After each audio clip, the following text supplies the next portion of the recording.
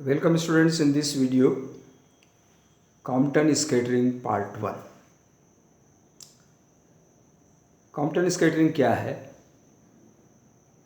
ये जानने से पहले हम ये जाने व्हाट इज स्कैटरिंग। स्कैटरिंग क्या है? When light is incident on a material it is reflected और स्कैटर्ड। किसी पदार्थ पर लाइट या रेडिएशन विकिरण पड़ता है और वो उससे परावर्तित होता है या बिखरता है, उसको हम प्रकाश का बिखराव या प्रकीर्णन कहते हैं। अगर कोई लाइट किसी पदार्थ पर पड़ रही है और वो वैसी ही परावर्तित हो रही है, it is reflected as it is, there is no change in its frequency or से कलर, तो हम उसको थॉमसन स्कैटरिंग कहेंगे। If there is change then it may be Compton scattering और रमन स्कैटरिंग, ऐसा हो सकता है। किसी पदार्थ पर जब रेडिएशन पड़ रहा है और उसका जो फ्रीक्वेंसी है वो चेंज हो गई, और जो चेंज फ्रीक्वेंसी है it depends only on the angle and not on the matter. पदार्थ कौन सा है इस पर डिपेंड नहीं करती, केवल एंगल पर डिपेंड करती, then it is Compton scattering. और यदि लाइट या कोई रेडिएशन पड़ रहा है, कोई विकिरण पड़ रहा है किसी पदार्थ पर, और जो स्कैटर्ड लाइट है it depends on the material, वो मटीरियल पर निर्भर करती है कि जो स्कैटर्ड है वो कौन सी है, what is the change in the frequency or the wavelength depends on the material, then it is Raman scattering. हम कॉम्पटन स्कैटरिंग के बारे में पढ़ना चाहते हैं। तो कॉम्पटन स्कैटरिंग में कोई रेडिएशन आता है, पदार्थ पर पड़ता है, और जो स्कैटर्ड लाइट है it does not depend on the matter, वो केवल स्कैटरिंग एंगल पर डिपेंड करती है। Mathematically we have to prove. Classical theory के आधार पर कॉम्पटन स्कैटरिंग को नहीं समझाया जा सका। कॉम्पटन स्कैटरिंग समझाने के लिए हम जो प्लैंक्स रेडिएशन थ्योरी है, क्वांटम थ्योरी है, उसकी सहायता लेते हैं और उसकी सहायता से हम इसको समझाते हैं। Compton scattering was explained by Compton in 1923। Compton ने एज्यूम किया कि जो रेडिएशन है according to quantum theory it is made up of photons और क्वांटा ऑफ एनर्जी। तो जो ऊर्जा के फोटोन हैं एच न्यू, उसमें और पदार्थ में एटम होते हैं, एटम में इलेक्ट्रॉन होते हैं, तो वो उससे टकराता है। तो कॉम्पटन ने यह कहा कि जो इंसिडेंट फोटोन है वो फोटोन इलेक्ट्रॉन के साथ में टक्कर करता है। So it is elastic scattering of the photon and the electron. और इस स्कैटरिंग में there is exchange of energy, exchange of momentum,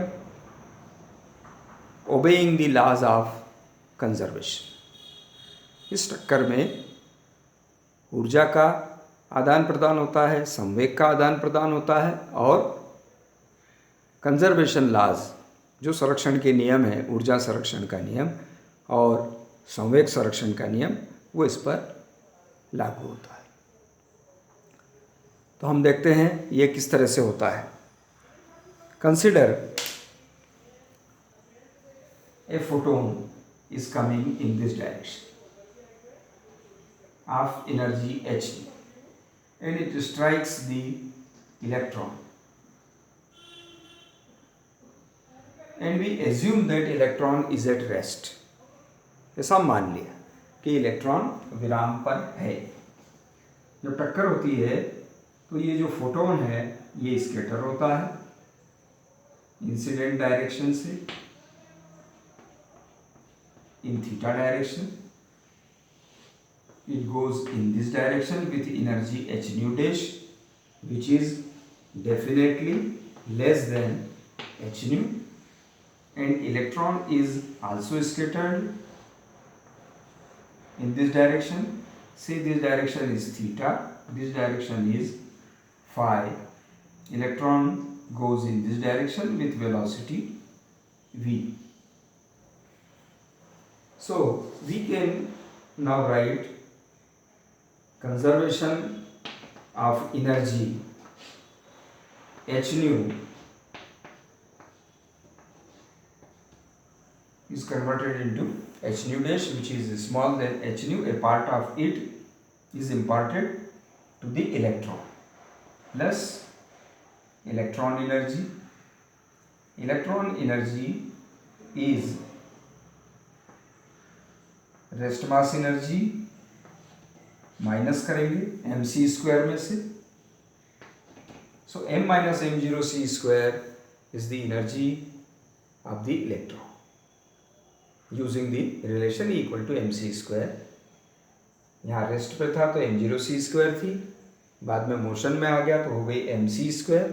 तो एम सी स्क्वायर माइनस एम जीरो सी स्क्वायर ये उसकी एनर्जी, और जो बची हुई energy this is H. This is equation 1. Now we apply conservation of momentum. संवेग संरक्षण का नियम. संवेग संरक्षण का नियम along the incident direction. तो इंसिडेंट डायरेक्शन में हम लगाए along x axis. इसका momentum h nu by C. यहां पर इसका जो मोमेंटम होगा H nu dash by C in theta direction. X direction में कितना होगा H nu dash by C cos theta. इसका momentum mass m into V. It is in this direction phi direction. X direction में कितना होगा M V cos phi. ये equation हो गई conservation of momentum in x direction. Similarly conservation of momentum in y direction. Y direction में incident photon का आपतित photon का कोई मोमेंटम नहीं, इट इज जीरो. इसका मोमेंटम हमने लिख लिया h nu dash by c cos theta m v cos phi. अब इस डायरेक्शन में अगर निकालें तो h nu dash by C sine theta. It is h nu dash by C sine theta. और इसका कंपोनेंट इस डायरेक्शन में, ये अपोजिट डायरेक्शन में होंगे. ये वाला जो कंपोनेंट है वो होगा M V sine phi. And these are in opposite direction. This is another equation. So now we have these three basic equations. तीन समीकरण हमारे पास में है, और ये समीकरण H nu is equal to H nu dash plus M minus M zero C square energy conservation. X direction में momentum conservation H nu by C. H nu is equal to H nu dash by C cos theta plus M B cos phi. और zero is equal to H nu dash by C sine theta minus M B sine phi. Using these three basic equations we will solve to prove that change in the frequency of the photon depends only on the scattering angle theta. केवल इस पर depend करता है. So we will prove it in our next video part 2.